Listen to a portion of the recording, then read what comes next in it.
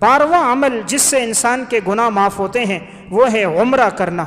جو آدمی عمرے پر جاتا ہے تو رسول اللہ صلی اللہ علیہ وسلم نے ارشاد فرمایا ایک عمرے سے لے کر دوسرے عمرے تک انسان کے سارے گناہ معاف ہو جاتے ہیں۔ قال رسول اللہ صلی اللہ علیہ وسلم العمرۃ الی العمرہ کفارۃ لما بینہما، ایک عمرے سے لے کر دوسرے عمرے تک یہ انسان کے ماضی کے گناہوں کے لیے کفارہ ہے،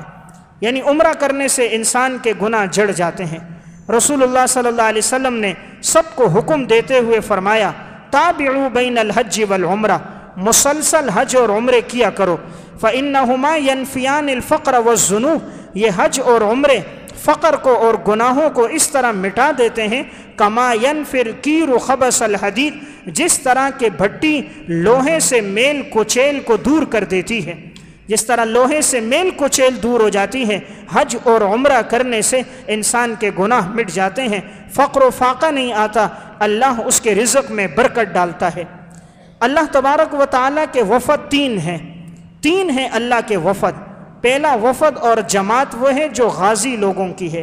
دوسری جماعت حجاج کرام کی ہے، اور تیسری جماعت عمرہ کرنے والوں کی ہے۔ رسول اللہ صلی اللہ علیہ وسلم نے فرمایا وفد اللہ ثلاثۃ الغازی والحاج والمعتمر، جہاد سے لوٹنے والا، حج کرنے والا اور عمرہ کرنے والا۔